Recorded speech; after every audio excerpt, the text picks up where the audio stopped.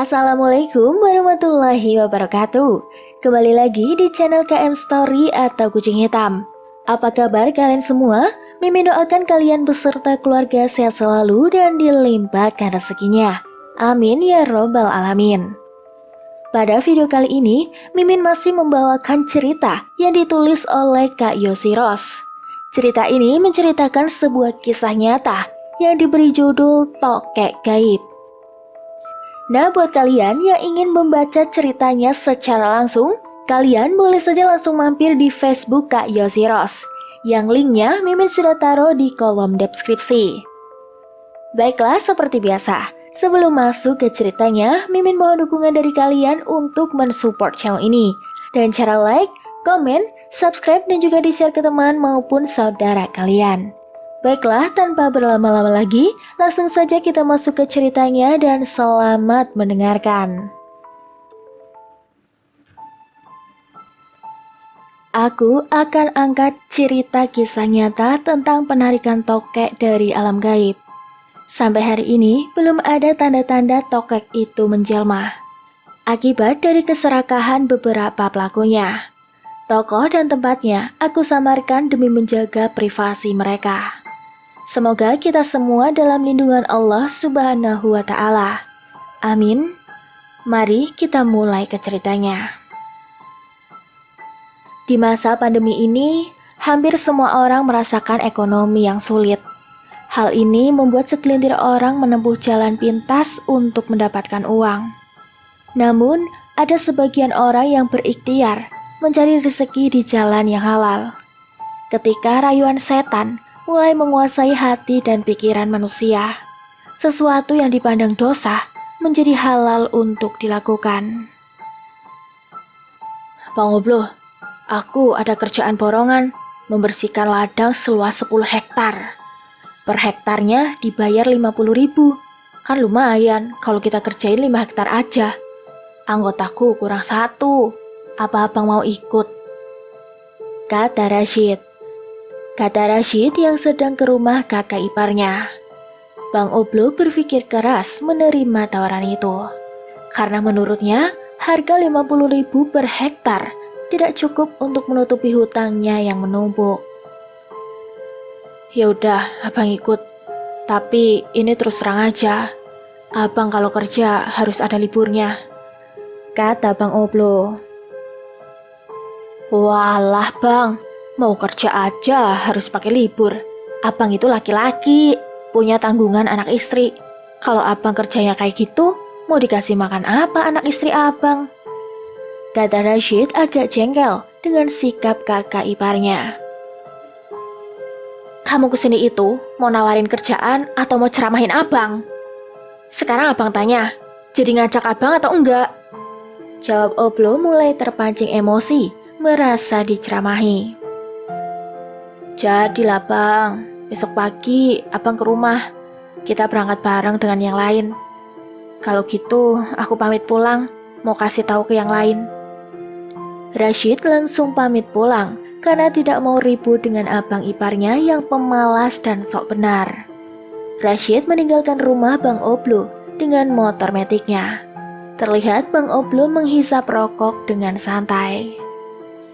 Begitulah sikap Bang Oblo. Setiap diajak kerja oleh adik iparnya, selalu tidak menyenangkan jawabannya.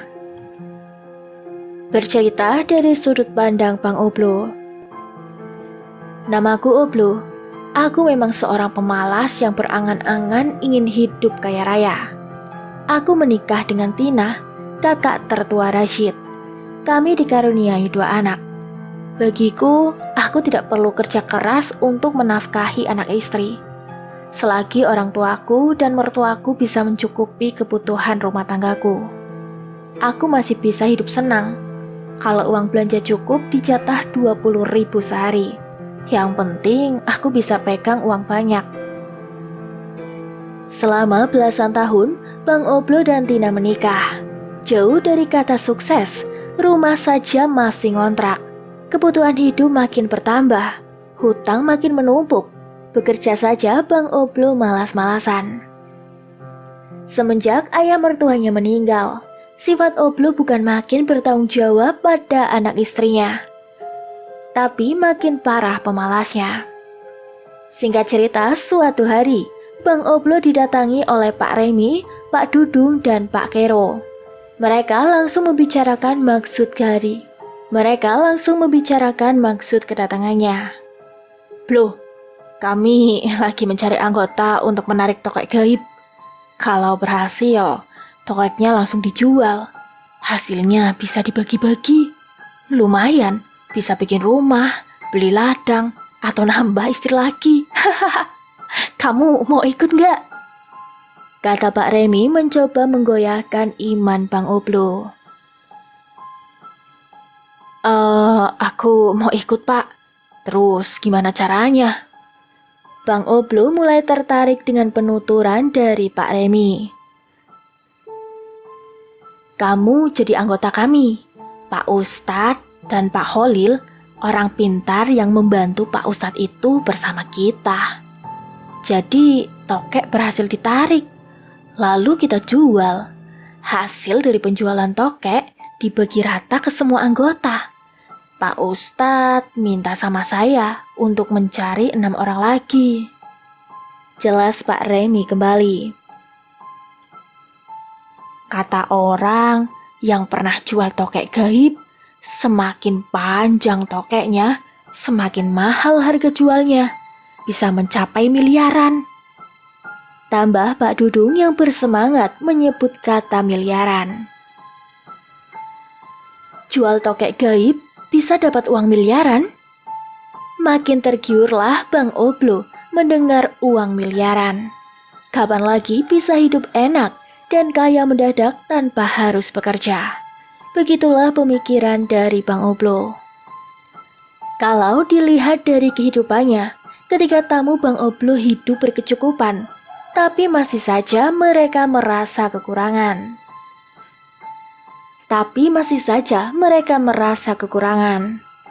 Begitulah manusia, tidak pernah merasa cukup dan kurang bersyukur. Akhirnya Bang Oblo menyetujui untuk ikut dalam anggota penarikan tokek gaib. Jadi tinggal 2 orang lagi, agar genap menjadi 8 orang sesuai permintaan Pak Ustadz. Semakin sedikit anggotanya, semakin besar hasil pembagian nantinya. Saat saya dan Pak Holil melakukan negosiasi dengan jin pemilik tokek gaib, usahakan bersihkan diri kalian dari sifat serakah, karena akan mencelakakan kita semua. Pesan Pak Ustadz kepada ke-6 anggota yang diundang untuk menyusun rencana ritual. Sementara Pak Remi sudah mengumpulkan orang sebanyak 6 anggota, ditambah Pak Ustadz dan Pak Holil, jadi genap berjumlah 8 orang. Hari dan waktunya sudah ditentukan dalam pertemuan. Tinggal menyiapkan syarat melakukan ritual. Menurut kesepakatan, setiap melakukan ritual, setiap anggota bergiliran mengeluarkan biaya ritual dan mengundang Pak Ustadz. Untuk minyak wanginya saja, seharga kulkas 1 pintu yang baru. Minyak wangi itu sebagai syarat utama selain keris miliknya. Berita tentang tokek gaib mulai tersebar ke seluruh kampung. Sebelumnya ada yang berhasil mencari tokek dari alam gaib dan menjadi kaya mendadak. Dan ternyata dijual ke luar negara Indonesia. Suatu malam, saat waktu menunjukkan tengah malam, ke-8 orang tersebut berangkat menuju tempat di mana tokek gaib itu berada. Lokasinya di rawa, sekitar area perkebunan sawit warga kampung sebelah. Tidak peduli dengan gelapnya suasana sekitar dan nyamuk yang menyerang mereka. Yang penting bisa terlaksana tujuan mereka. Setelah menemukan tempat yang aman dan tak terlihat oleh orang lain, mulailah Pak Ustadz dan Pak Holil membuka tabir gaib di sekitar rawa. Mereka memasuki dimensi para makhluk astral. Pak Ustadz dan Pak Holil mencari jin pemilik tokek gaib. Tapi perjalanan mereka dihadang sosok tinggi besar, rambut gimbal, tangan dan kakinya memakai gelang emas. "Mau apa kalian datang ke alam kami?" Tanya sosok yang memperlihatkan taring tajamnya. Wajahnya begitu menyeramkan. Sesekali ia menyeringai, membuat bulu kuduk merinding. "Maafkan atas kelancangan kami datang ke alam kalian. Kami ingin mencari tokek gaib. Bisakah Anda membantu kami?" Sambut Pak Ustadz, ia mencoba bersikap tenang demi si tokek gaib. "Untuk apa tokek gaib itu?" Tanya makhluk gaib yang tak jauh berdiri di depan mereka. "Untuk mengatasi kesulitan yang kami hadapi, bantulah kami," kata Pak Ustadz. "Aku pemilik tokek yang kalian cari. Apa kalian sanggup memenuhi syaratnya? Sementara kalian adalah manusia serakah," kata si jin. Ia mengetahui maksud dan tujuan mereka mencari tokek gaib. "Kami berusaha untuk menyanggupi segala persyaratan yang diajukan. Asalkan Anda bisa membantu kami untuk mendapatkan tokek tersebut," kata Pak Ustadz meyakinkan sosok astral tersebut. Sosok astral yang berdiri tak jauh dari tempat Pak Ustadz dan Pak Holil sesekali menyeringai memperlihatkan taringnya. "Syarat yang harus kalian penuhi. Pertama, jangan serakah. Kedua, niat kalian harus bersih dari sifat tidak baik. Ketiga, apabila tokek itu menampakkan wujudnya di alam kalian, segera dijual. Keempat, hasil penjualan dari tokek segera dipergunakan. Kelima, jika salah satu dari kalian ada yang serakah dengan uang tersebut, akan aku jadikan tumbal. Mengerti kalian?" Kata jin pemilik tokek. Cukup berat syarat yang diajukan si jin. Pak Ustadz mencoba bersikap tenang, walau syarat itu tidak mudah untuk dilakukan. "Kami mengerti. Kapan Anda akan memberikan tokek itu kepada kami?" tanya Pak Ustadz kembali. 3 hari lagi, kalian datang ke sini dengan membawa kotak sepanjang 1 meter. Syaratnya hanya sebuah keris yang diambil dari alam gaib, yang dibalur dengan minyak wangi. Sekarang pulanglah kalian. Ingat, dengan syarat yang kuajukan tadi. Kata jin pemilik tokek. Kemudian ia membalikan badannya dan meninggalkan ke-8 orang yang ingin meminta tokek gaib. Pak Holil menutup tabir gaib. Pak Ustadz dan ke-7 orang segera beranjak pergi dari tempat itu. Takut ada warga yang melihat apa yang sedang mereka lakukan. Tapi mereka lupa bahwa Allah memperhatikan setiap gerak-gerik mereka. Sesampainya di rumah Pak Remi, ke-8 orang membicarakan tentang syarat untuk mendapatkan tokek gaib. Sudut pandang dari Pak Ustadz. Aku adalah seorang ustadz. Begitulah orang sekampung memanggilku. Aku selalu diundang di dalam setiap pengajian di beberapa kampung. Aku diundang oleh Pak Remi untuk menarik tokek gaib dengan dibantu oleh Pak Kholil. Aku bisa berkomunikasi dengan jin. Setiap ritual mereka memberikan bayaran kepadaku secara bergantian. Aku mendapat bagian uang dari hasil penjualan tokek tersebut. Jumlahnya lumayan besar. Bisa untuk berangkat umroh ke Tanah Suci bareng keluargaku. Menurut cerita yang beredar, semakin panjang tokek yang dicari, semakin mahal harga jualnya. Dengan iming-iming uang miliaran, aku bersedia membantu mereka dalam pencarian tokek gaib. Kembali ke cerita. Begini bapak-bapak semuanya, kami berdua sudah bertemu dengan jin pemilik tokek. Saya ragu dengan syaratnya, karena sulit sekali. Pak Ustadz mengawali pembicaraan. Memangnya apa syaratnya Pak Ustadz? Tanya Pak Remi, ia ingin tahu apa saja yang dibicarakan antara Pak Ustadz dan si jin itu. Jadi syaratnya seperti ini. Tidak boleh serakah. Yang pertama, tidak boleh serakah dan menguasai uang hasil penjualan tokek gaib. Kedua, jika tokeknya sudah berwujud, segera dijual. Ketiga, hasil penjualannya harus segera digunakan. Saya minta, setelah tokek itu terjual, kita semuanya melakukan umroh. Kita ajak anak cucu kita, agar tidak ada resiko dari perjanjian di belakang hari. Setelah itu, sisanya dibagi rata. Semakin panjang tokek yang kita cari, semakin mahal harga jualnya. Jelas Pak Ustadz kepada keenam orang yang ikut dalam ritual tadi. Bangsa jin tahu siapa saja yang serakah atau tidak. Yang ketahuan serakah, maka akan dijadikan tumbal, baik dari kita ataupun keluarga kita sendiri. Sambung Pak Holil. Pak Remi, Bang Oblo, Pak Dudung, dan ketiga orang lainnya agak ciut mendengar kata tumbal.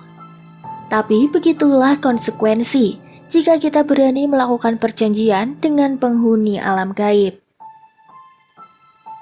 Kalau soal itu gampang Pak, kita semua nggak akan ada yang serakah dengan uang hasil penjualan tokek gaib itu, betul nggak? Kata Pak Remi dengan sombongnya. Betul Pak, kami janji tidak akan serakah. Nanti kami kasih tahu keluarga di rumah, karena istri kami belum tahu tentang penarikan tokek gaib ini. Sambung Pak Dudung mencoba meyakinkan Pak Ustadz dan Pak Holil. Baiklah kalau begitu, saya pegang janji bapak-bapak semua. Karena yang kita lakukan ini bisa saja mengancam keselamatan keluarga kita. Ingat itu. Pertemuan kita cukup sampai di sini. Sampai ketemu 3 hari ke depan. Ucap Pak Ustadz. Karena perundingan telah usai, Pak Holil, Bang Oblo, dan yang lainnya bersalaman dengan Pak Ustadz dan pamit pulang dari rumah Pak Remi. Pak Remi memberikan amplop berisi beberapa lembar uang. Amplop itu diselipkan di tangan Pak Ustadz. Tak lama Pak Ustadz pamit pulang. Pak Remi yang serakah berpikir keras untuk menguasai uang penjualan tokek gaib. Dengan uang tersebut, ia akan mencari istri baru dan menceraikan istrinya yang sudah menemaninya dari tidak punya apa-apa sampai hidup berkecukupan. Manusia yang kurang bersyukur akan selalu merasa kekurangan dalam hidupnya. Keesokan harinya, Bang Oblo memanggil istrinya yang tengah menyiapkan sarapan pagi. Istrinya merasa heran karena tidak seperti biasanya Bang Oblo bangun pagi dan sudah rapi. Dek, abang tadi malam ikut mencari tokek gaib, kata Bang Oblo pada istrinya. Sama siapa bang? Terus gimana ceritanya? Dapat tokeknya? Tina memberikan pertanyaan beruntun kepada suaminya. Belum dapat dek. Abang ikut sama kelompok Pak Ustadz di kampung sebelah. Pak Holil juga ikut. Katanya kalau tokek itu dijual, harganya bermiliar-miliar. Terus hasil penjualannya dibagi rata. Lumayan dek, buat nutupin hutang kita. Terus kita bisa beli apa aja. Sekalian pamer sama semua orang. Kita bisa kaya mendadak dek. Jelas suaminya Tina yang pemalas. Mendengar penjelasan suaminya, Tina mulai berangan-angan. Selama ini hidupnya selalu susah dan hutang menumpuk di mana-mana. Yang ada di pikirannya adalah kaya mendadak setelah jual tokek gaib. Waduh, duit miliaran bang. Nanti aku mau beli emas yang banyak. Biar aku bisa pamer ke saudaraku dan ke semua orang. Biar mereka tahu kalau kita bisa kaya dari jual tokek. Kata Tina. Terpancar sinar bahagia dari raut wajah Tina. Secara tidak sadar, muncullah sifat asli Tina, yaitu mata duitan. Hari ini abang disuruh buatkan kotak untuk tokek gaibnya. Doakan ya dek, semoga usaha kami bisa berhasil dan bisa nikmati uang yang bermiliaran, kata Bang Oblo sambil menyeruput segelas kopi yang sudah tersedia di meja. Pastinya Ade doakan abang. Ya sudah, sarapan dulu. Nanti sekalian antarkan anaknya ke sekolah, kata istri Bang Oblo. Ia menemani suami dan anaknya sarapan. Selesai sarapan, Bang Oblo dan anaknya berangkat. Bang Oblo pun mengantarkan anaknya ke sekolah. Setelah itu menuju rumah Pak Holil. Pagi itu ia disuruh membuat kotak kayu untuk tempat tokek gaib. Pak Holil mengajak Bang Oblo untuk membeli kayu. Setelah didapat, mereka mulai mengerjakan pembuatan kotak kayu sepanjang 1,5 meter. Karena menurut terawangan Pak Holil, tokek yang akan didapat sepanjang 1,2 meter. Sementara itu, Pak Remi, Pak Dudung, dan Pak Kero sedang berkumpul, membicarakan tentang tokek gaib yang sebentar lagi akan dimiliki.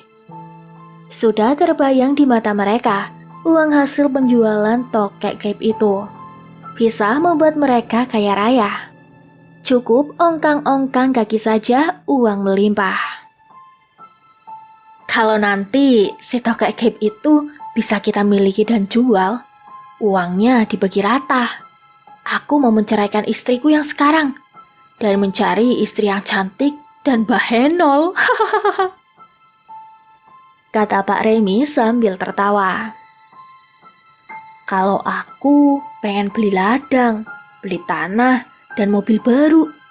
Selebihnya aku tabung buat simpananku nanti, kata Pak Dudung. Kalau aku lain. Aku mau pamer sama orang kalau aku banyak uang, sambung Pak Kero. Mereka pun tertawa bersama-sama. Mereka tidak menyadari bahwa keserakahan mereka yang membuat mereka dalam kesulitan. Disinilah awal mereka mengingkari janji mereka pada Pak Ustadz. Sudut pandang dari Pak Holil. Namaku Holil, umurku 60 tahun. Hobiku senang berkelana di alam gaib, menaklukkan banyak jin dan meminta paksa benda gaib pada jin penunggu. Aku juga sering mengobati orang, baik itu penyakit medis dan non-medis. Pada bulan tertentu, aku bersilaturahmi ke istana penguasa Laut Selatan. Aku ikut dalam penarikan tokek gaib, membantu Pak Ustadz untuk berinteraksi dengan jin pemilik tokek. Kembali ke cerita. Singkat cerita, 3 hari adalah waktu yang dijanjikan oleh jin penghuni rawa untuk memberikan tokek gaib kepada Pak Ustadz. Persyaratannya sudah dipersiapkan, dari kotak untuk tokek sampai minyak wangi seharga jutaan rupiah.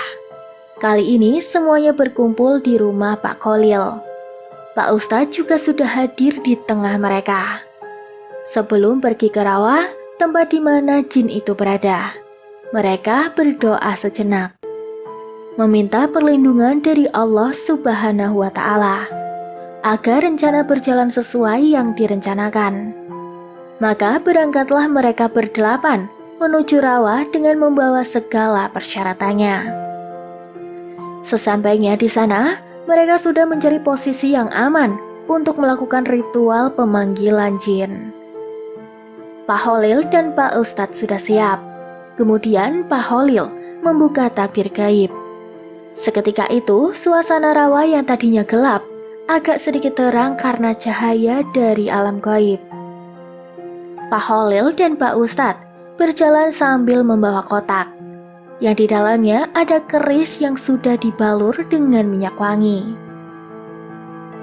Hahaha, datang juga kalian ke tempat ini. Bagaimana? Sudah pula tekad kalian untuk memiliki tokek gaib," kata sosok jin yang sudah dari tadi menunggu kedatangan Pak Ustadz dan Pak Holil. "Iya Jin, kami sudah sepakat ingin memiliki tokek tersebut. Kami juga sudah membawa persyaratan yang Anda minta," kata Pak Ustadz sambil menunjukkan kotak persegi panjang. "Buka," perintah si jin. Pak Holil membuka kotaknya, tampak sebilah keris dan minyak wangi. "Mengapa? Keris itu tidak ada warangkanya. Ceroboh sekali kalian. Dasar manusia sok pintar." Jin tersebut sangat marah karena kerisnya tidak ada warangkanya. Melihat itu, Pak Holil mengetahui keteledorannya. Dia pikir menarik tokek gaib itu sama seperti menarik benda gaib. Pak Ustadz hanya terdiam melihat jin itu marah. "Jadi, kami harus bagaimana? Kami sudah terlanjur membawa persyaratannya ke sini," kata Pak Ustadz mencoba meredam amarah si jin pemilik tokek. "Pulanglah kalian. 7 hari lagi, aku akan menemui kalian. Masih ada niat serakah di hati kalian semua. Nyahlah dari alam kami," kata sosok makhluk astral. Seketika itu juga ia menghilang dari pandangan. Pak Holil segera menutup tabir gaib. Dengan wajah lesu, Pak Ustadz mengatakan kalau jin itu marah hanya karena keris milik Pak Holil tidak ada warangkanya. Pak Holil meminta maaf akan kejadian yang tidak terduga. Akhirnya mereka pulang menuju rumah Pak Holil. "Kenapa Pak Holil teledor? Haturannya kita sudah dapat tokek itu," kata Pak Remi sedikit kecewa. "Maaf Pak, saya kira sama dengan menarik benda gaib. Ternyata berbeda. Tapi ini semua karena di antara kita semua masih ada sifat serakah. Jadi seperti ini. Belum saja nampak tokeknya, udah pada mau menguasai uangnya, ya kan?" kata Pak Holil merasa disudutkan. Pak Remi tak bisa menjawab karena ia yang ingin menguasai uangnya nanti. "Sudah Pak Holil," jaga Pak Ustadz, ia meredam amarah Pak Holil. "Bapak-bapak semuanya, jika usaha kita mau berhasil, tolong sifat serakahnya dihilangkan dulu. Nanti semuanya sia-sia. Uang sudah keluar banyak. Tokek pun gak kita dapatkan. Pikirkan itu," kata Pak Ustadz. "Yang kita tempuh ini sangat berbahaya. Kita tidak boleh gegabah dengan alam gaib. Ada konsekuensi yang harus kita terima di belakang hari," sambung Pak Ustadz. Pak Remi dan semuanya terdiam. "Jadi, bagaimana kelanjutannya Pak Ustadz?" tanya Bang Ublo. 7 hari lagi, jin itu akan datang kembali menemui kita. Tapi dengan satu syarat, bapak-bapak harus buang jauh sifat serakah untuk menguasai uang. Ini demi keselamatan kita bersama. Kita berkumpul lagi di rumah Pak Dudung. Gimana Pak? Kata Pak Ustadz. Iya Pak Ustadz, sambung Pak Dudung. Akhirnya semua pamit pulang. Pak Kero menyelipkan amplop ke tangan Pak Ustadz.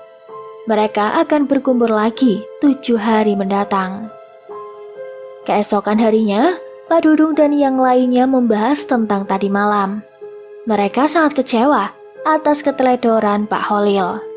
Akibatnya jin itu tidak mau memberikan tokeknya. Berita tentang kegagalan mendapatkan tokek gaib mulai diketahui oleh sedikit orang saja. Kebanyakan dari orang yang tahu mencibir apa yang dilakukan oleh ke-8 orang tersebut. Tapi karena hati dan pikirannya sudah tertutup dengan rayuan setan, mereka dengan yakin bahwa tokek itu pasti akan didapat dan menjadi orang paling kaya di kampungnya. Singkat cerita, di hari yang ke-7, Pak Dudung sudah mempersiapkan tempat untuk pertemuan. Hari itu merupakan hari sang jin akan menemui mereka. Mereka mencoba membuang keserakahan yang mulai menguasai diri mereka masing-masing. Tak lama, Pak Ustadz dan keenam orang lainnya mulai datang secara bergantian. "Bagaimana, Pak? Sudah siap semuanya?" tanya Pak Ustadz. "Sudah, Pak Ustadz," jawab mereka serentak. "Sebelum berangkat, kita berdoa dulu," kata Pak Ustadz, lalu ia memimpin doa untuk keselamatan. Kedelapan orang itu langsung berangkat, membawa persyaratan menuju rawa, karena jin itu sudah menunggunya di sana. Dan benar saja, ketika Pak Holil baru saja membuka tabir gaib, jin itu sudah ada di hadapan mereka. Besar juga tekad kalian untuk memiliki tokek gaib, kata sosok jin yang sudah berdiri di hadapan mereka. "Apakah Anda ingin memberikan tokek gaib itu kepada kami?" tanya Pak Ustadz. "Ya, buka kotak yang ada di depan kalian. Ambil kerisnya, baluri dengan minyak wangi, lalu konsentrasi," perintah si jin. Ketika sedang konsentrasi, Pak Holil melihat seekor tokek yang panjangnya 1,2 meter. Tokek itu masuk ke dalam kotak yang sudah disediakan. "Buka matamu, letakkan keris beserta warangkanya, lalu masukkan dalam kotak, sertakan minyak wanginya," perintah si jin kepada Pak Holil. Pak Holil melakukan apa yang diperintahkan si jin. Kemudian sosok astral itu menutup kotak tersebut. "Tutuplah kotak itu. Jangan pernah membuka kotak itu sebelum aku perintahkan. Bulan purnama nanti, aku akan kembali lagi. Sekarang, kembalilah. Dan ingat, niat kalianlah yang menentukan apakah tokek itu mau menampakkan diri atau tidak." Kata si jin sambil tertawa. Ia langsung pergi menghilang entah kemana. Pak Holil menutup tabir gaib dan membereskan semuanya. Kemudian Pak Ustadz, Pak Holil dan yang lainnya bergegas kembali ke rumah Pak Dudung. Entah apa yang ada di pikiran masing-masing setelah kembali dari rawa itu.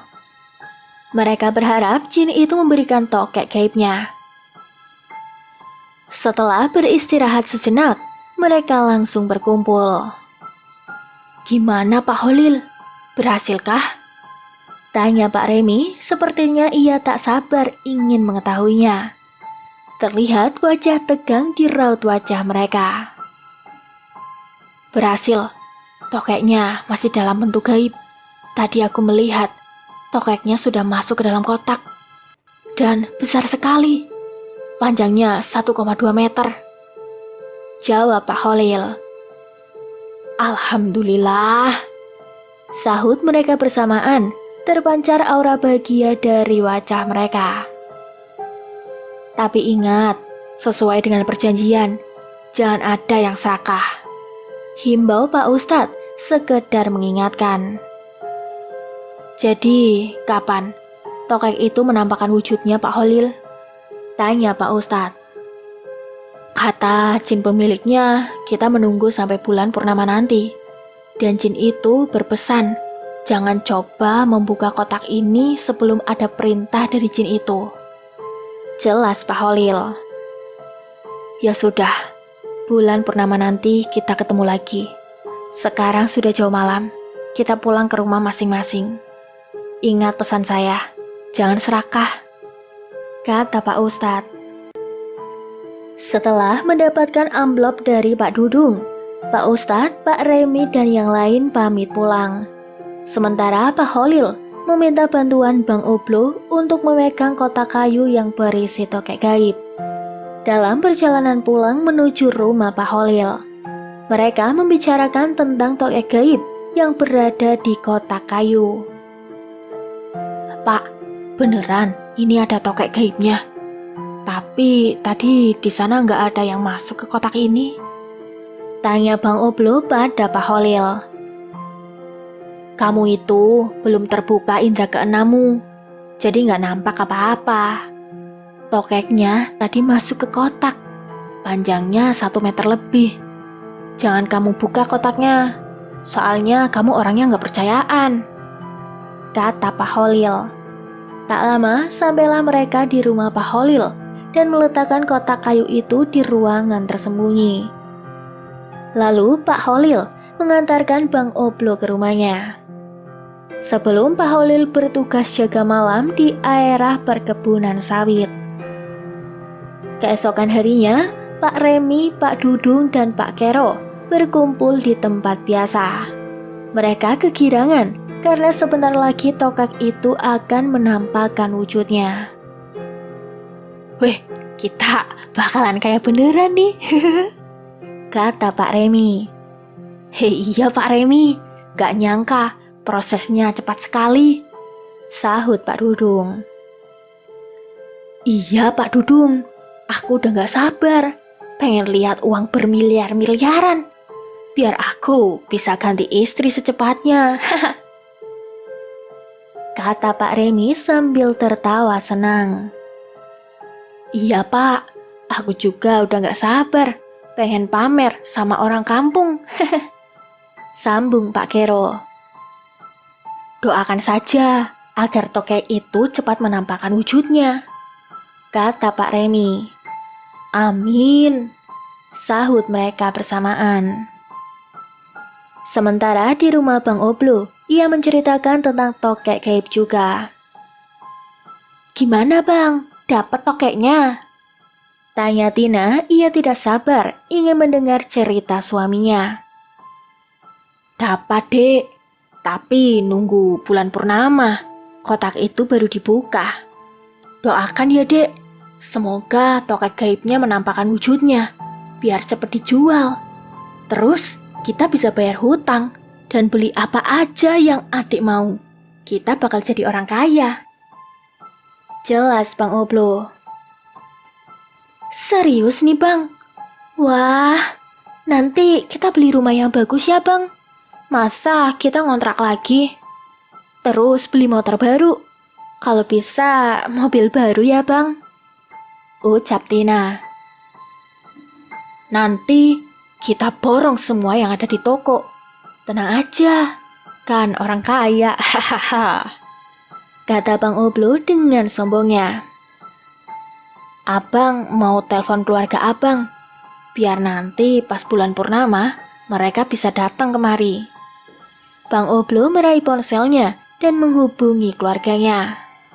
Mereka tak henti berangan-angan ingin menjadi orang yang sangat kaya. Tanpa sadar ketamakan dan keserakahan makin menjadi. Tina berniat ingin pamer ke orang tuanya. Ia berjanji akan memberikan uang pembagian dari hasil penjualan tokek gaib. Memang terlalu dini untuk itu. Sedangkan tokek yang ada di dalam kotak itu belum menampakkan wujudnya. Lain halnya dengan Pak Holil. Jika tokek itu terjual, maka akan diberikan kepada orang yang tidak mampu. Ia memperhatikan kotak kayu yang berisi tokek gaib. Sedikitpun ia tidak berani membuka kotak itu.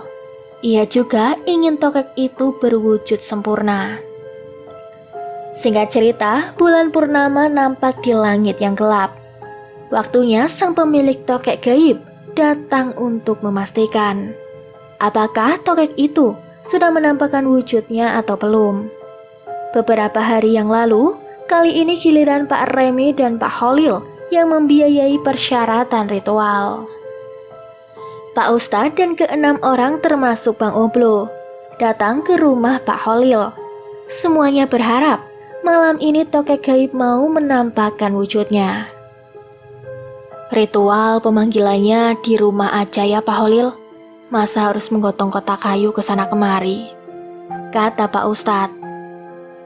Iya Pak, nanti saya siapkan tempatnya, sahut Pak Holil.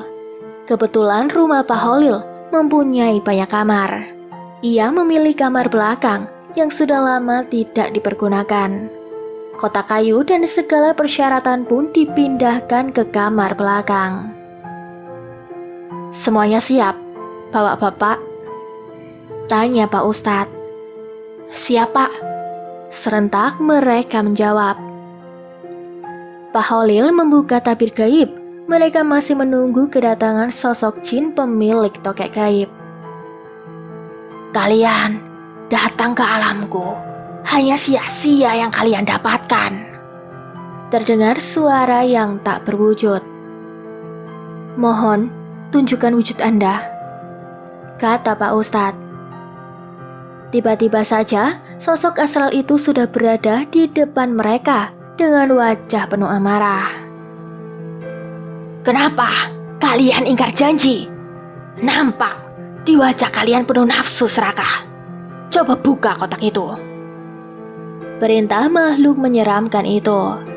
Pak Holil membuka kotak kayu. Tokek itu masih berwujud gaib. Mereka sudah tidak bisa berbuat apa-apa. Hanya kecewa dan kesal karena si tokek tidak mau menampakkan wujudnya. Kalian sudah lihat, tokek itu tidak mau menampakkan wujudnya. Akibat kalian serakah. Apa kalian masih mau melanjutkan perjanjian ini? Kata sang jin. Kami sudah terlanjur mengeluarkan uang banyak untuk ritual ini. Kami akan melanjutkan perjanjian ini, kata Pak Ustadz. Baiklah, tapi ingat, dengan semua perjanjian yang sudah kita sepakati, siapa di antara kalian yang mencoba untuk serakah dan menguasai uang itu, maka akan aku jadikan tumbal. Mengerti? Kata makhluk itu. Mengerti. Kapan tokek ini akan menampakkan wujudnya? Tanya Pak Ustadz. Semua tergantung dari sifat kalian. Jika masih saja mempunyai sifat serakah, tokek itu tidak mau menampakkan wujudnya, kata jin itu. Aku tidak mau tahu. Perjanjian tetap perjanjian.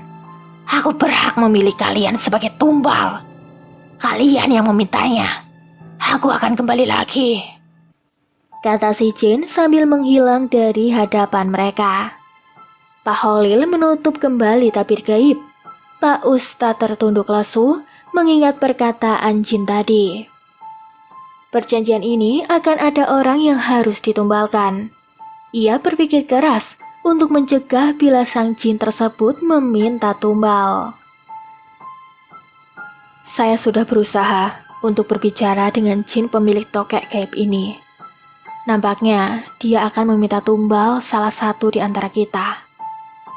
Apakah bapak-bapak mau melanjutkan perjanjian ini? Kata Pak Ustadz, terdengar nada keraguan dari nada bicaranya. Lanjutkan saja Pak Ustadz. Kami sudah keluar banyak biaya. Dari mengundang Ustadz sampai persyaratannya. Kalau tidak berhasil, rugilah kami.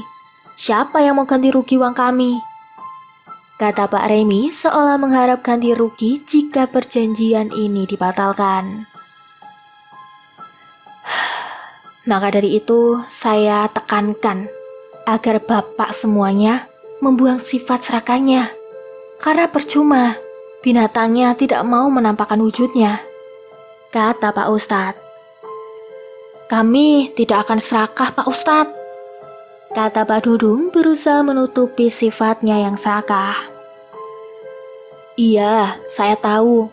Tapi makhluk itu tahu kalau kalian punya sifat serakah.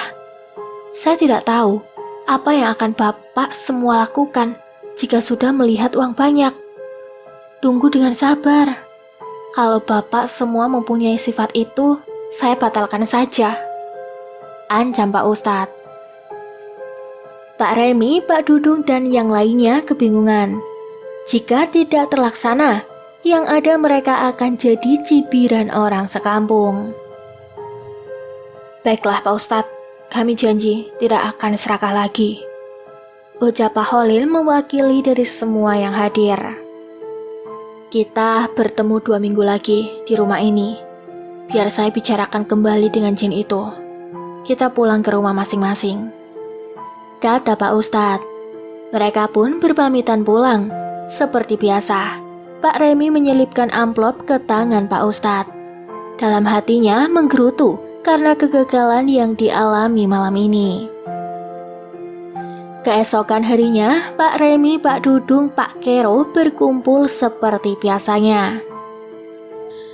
Kalau tokek itu tidak mau menampakkan diri, jelas kita rugi dong. Soalnya aku yang mengeluarkan biaya paling banyak. Jadi aku berhak dapat paling banyak, bukannya serakah. Kata Pak Remi tetap tidak mau disalahkan. Kita sama-sama sudah keluar uang banyak. Enak bener harus dibagi rata dengan oblong yang lainnya. Jelas kita yang paling banyak bagiannya.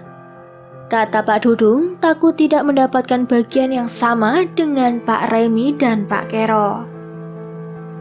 Mereka mulai berdebat masalah biaya yang sudah dikeluarkan selama ritual. Dari ketujuh orang yang ikut perjanjian, Pak Holil, Pak Remi, Pak Dudung, dan Pak Kero yang mengeluarkan biaya ritual. Sementara Bang Oblo dan yang lainnya tidak mengeluarkan uang, karena memang orang yang tidak punya uang. Sementara di rumah Bang Oblo tampak ramai, keluarga dari jauh pun datang, karena ingin melihat tokek sepanjang 1 meter lebih. Gimana bang, kelihatan tokeknya? Tanya adik laki-lakinya. Gak nampak, kata Pak Ustadz, tokek itu gak kelihatan wujudnya, karena kita semua pada serakah. Padahal bukan serakah, tapi memang lagi butuh uang. Siapa sih yang gak mau dibagi uang miliaran tanpa kerja? Bang Oblo berusaha menutupi sifat serakahnya juga. Baik Bang Oblo, Pak Remi, dan yang lainnya selalu menutupi sifat tamak mereka dan tidak mau disalahkan. Padahal mereka berharap untuk menjadi orang kaya dari hasil penjualan tokek gaib tersebut. Setiap hari, mereka masih menunggu kabar tentang tokek gaib itu. Tapi yang mereka dapatkan hanyalah kekecewaan karena tokek tidak bisa dilihat sekarang. Sedangkan Pak Holil tidak berani membuka kotak kayu itu. Ia berusaha keras untuk merubah tokek itu menjadi nyata. Saat ini, ketujuh orang tersebut sedang diuji kesabarannya dalam menghadapi sifat serakah mereka sendiri. Keresahan mereka diketahui warga kampung. Warga yang anti dengan yang mereka perbuat merasa bersyukur tokek gaib itu tidak menampakkan wujudnya. Karena mereka akan semakin sombong dan merasa merekalah yang punya uang banyak. Tina saja yang biasanya hidup serba kekurangan aja, mulai berlagak sombong. Ia memberitahu ke tetangga kalau suaminya akan dapat uang miliaran. Setiap hari Tina bergosip pada tetangga bahwa dia sebentar lagi akan jadi orang kaya. Tetangga hanya mengaminkan saja. Ya, kalau dipikir, belum tentu Allah mengabulkan keinginan yang mustahil itu. Pak, Ibu nggak mau tahu. Kita sudah keluar banyak. Kita sudah keluar uang banyak untuk tokek itu. Simpanan kita sudah menipis. Gajian sawit masih lama. Sebentar lagi mau puasa. Kita butuh uang banyak, Pak. Kata istri Pak Remi sambil mengomel. Uang simpanannya mulai menipis karena untuk ritual tokek itu. Sabar loh Bu, sebentar lagi tokek itu menampakkan wujudnya dan dijual. Nanti uangnya kita yang paling banyak. Kata Pak Remi mencoba menenangkan istrinya yang selalu menanyakan tentang uang tersebut. Sedangkan Pak Remi sedang kacau pikirannya karena tokek itu tidak mau menampakkan wujudnya di alam nyata. Singkat cerita, 2 minggu sudah berlalu. Malam ini adalah pertemuan selanjutnya. Saat sedang berkumpul di rumah Pak Holil, perdebatan soal pembagian uang pun terjadi. Pak, saya nggak mau pembagian uang penjualan tokek gaib itu disamaratakan. Saya udah keluar uang banyak untuk ritual dan memberi amplop buat Pak Ustadz.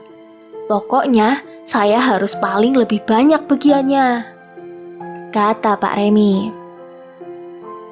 Nggak bisa begitu, Pak. Saya juga sudah keluar uang juga buat ritual. Saya juga minta bagian yang besar. Ya kan Pak Holil dan Pak Kero? Sahut Pak Dudung, ia tidak terima kalau Pak Remi mendapatkan bagian yang besar. Keduanya sama-sama sudah mengeluarkan uang sama banyaknya. Kalau cerita masalah siapa yang paling besar mengeluarkan biaya, seharusnya saya. Saya membeli minyak wanginya aja sudah jutaan.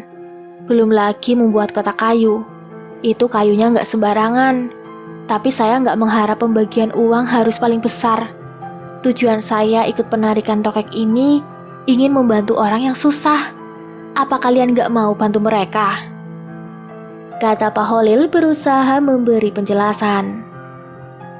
Sudah, tidak usah berdebat lagi, jaga Pak Ustadz. Begini ya bapak-bapak sekalian, soal pembagian gak harus dibicarakan dulu. Toeknya saja belum kelihatan wujudnya. Jangan dulu dipermasalahkan, biar sesuai proses. Saya ambil jalan tengahnya aja. Setelah tokek ini terjual, yang dibayarkan pertama mengganti biaya yang dikeluarkan selama ritual. Selanjutnya kita umroh bersama keluarga. Sisanya dibagi rata. Bagaimana? Setuju? Kata Pak Ustadz. Setuju. Mereka menjawab serentak. Mulai agak lega mendengar penuturan Pak Ustadz tadi. Semua menyetujui apa yang dibicarakan oleh Pak Ustadz. Sekarang hilangkan perasaan tentang uang itu. Kita fokus ke ritual, kata Pak Ustadz. Sejenak mereka melupakan masalah uang. Kini mereka berusaha bersikap tenang seakan tidak terjadi masalah. Pak Holil mulai membuka tabir gaib.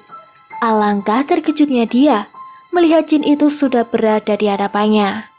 Sepertinya sosok menyeramkan ini tahu apa yang sedang dipermasalahkan tadi. Hahaha, kalian memang manusia serakah. Kalian sudah mengingkari janji kalian. Siapa yang serakah dengan uang itu akan aku jadikan tumbal.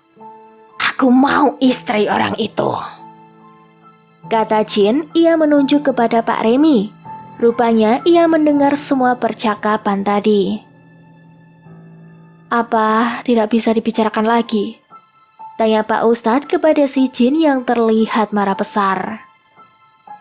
Tidak, aku mau istri orang itu, karena dia yang paling serakah. Sekarang, kata Jin sambil menunjuk Pak Remi. Pak Ustadz berpikir bagaimana caranya agar tidak ada tumbal. Tidak Jin, kami tidak memberikan. Lebih baik kami tunda dulu perjanjiannya. Kami perbaiki tujuan kami dulu, baru kami kembali lagi, kata Pak Ustadz lalu menyuruh Pak Holil untuk menutup tabir gaib. Pak Ustadz hanya terdiam mendengar permintaan Jin itu. Perjanjian ini kita tunda sampai kita memperbaiki tujuan kita. Udah nggak bener ini. Jinnya minta tumbal. Dia minta istri Pak Remi, kata Pak Ustadz. Ucapannya membuat semua terkejut. Pak, saya sudah bilang dari kemarin, sebelum kita menjalankan ritual pertama kali, buang jauh sifat serakahnya. Akibatnya ini, jinnya minta tumbal kan? Pak Ustadz kecewa dengan keserakahan yang makin menjadi. Pak Remi, Pak Dudung, dan yang lainnya terdiam 1000 kata. Mereka tak bisa berbicara apa-apa. Rencana awal jadi gagal karena akibat keserakahan mereka. Gagal sudah impian mereka menjadi orang kaya di kampungnya. Gak usah khawatir, kita bakal lanjutin lagi penarikan tokek gaibnya. Tadi Pak Ustadz minta tenggang waktu untuk memperbaiki tujuan kita, agar tokek ini berwujud nyata, kata Pak Holil mencoba menjelaskan. Penyesalan sudah tidak berguna. Sekarang kita pulang ke rumah, perbaiki tujuan kita. Jangan sampai uang yang sudah kalian keluarkan jadi sia-sia, kata Pak Ustadz. Akhirnya Pak Ustadz dan yang lainnya pulang dengan wajah lesu. Pak Dudung menyelipkan amplop ke tangan Pak Ustadz. Malam itu menjadi malam yang penuh penyesalan untuk Pak Remi, Pak Dudung, dan yang lainnya. Sementara Pak Holil masih melanjutkan ritualnya. Ia bertemu lagi dengan jin itu. Mau apa? Kau memanggilku ke sini? Tanya sosok astral itu. Kami akan melanjutkan perjanjian ini. Apakah ada syarat untuk mengganti tumbal yang Anda minta? Tanya Pak Holil sesekali jin itu memperlihatkan taringnya. Ada. Kamu harus ke arah selatan. Minta bantuan padanya. Kata jin itu, ia pun menghilang dengan cepat. Tabir gaib ditutup. Pak Holil mulai berpikir keras. Aku harus ke selatan. Apakah aku harus ke istana Segoro Kidul untuk meminta bantuan penguasa pantai selatan? Pak Holil mencari waktu yang tepat untuk pergi ke istana Laut Selatan. Mengingat tugasnya sebagai pengawas perkebunan tidak bisa ditinggalkan. Pak Holil beristirahat, berharap esok akan ada jalan keluarnya. Hari demi hari, tokek gaib tidak mau menampakkan wujudnya. Tapi Pak Holil menyuruh Bang Oblo untuk membuat kandangnya berukuran 1 kali 5 meter. Sewaktu-waktu jika tokek itu sudah nyata adanya, segera dipindahkan ke kandang. Pak Holil juga sudah menawarkan tokek ke beberapa negara, yaitu ke Jerman, Amerika, Rusia, dan Cina. Mereka berani bayar mahal tokek tersebut. Penawaran yang masih dipegang oleh Pak Holil kisaran harga 30 miliar. Tak terasa memasuki awal bulan puasa pada tanggal 13 April 2021. Rencana ke Istana Laut Selatan sudah matang. Tujuan utama adalah meminta bantuan penguasa Laut Selatan untuk mewujudkan tokek gaib. Bukan hal yang sulit bagi Pak Holil untuk menuju ke Istana Bawah Laut. Setelah memilih waktu yang ditentukan, ia berangkat mengajak temannya yang ada di Riau dengan memakai kain hitam sakti miliknya. Kain hitam itu memiliki kemampuan, yaitu menghilang dari pandangan seperti yang ada di film-film. Lalu kain hitam itu bisa melipat jarak.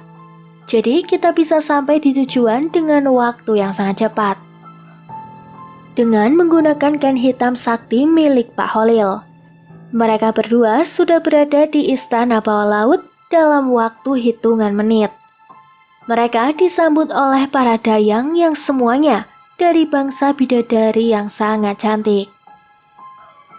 Para dayang mengantar mereka menemui penguasa Laut Selatan. Setelah bersilaturahmi, Pak Holil mengutarakan maksud dan tujuannya datang ke istananya untuk meminta bantuan.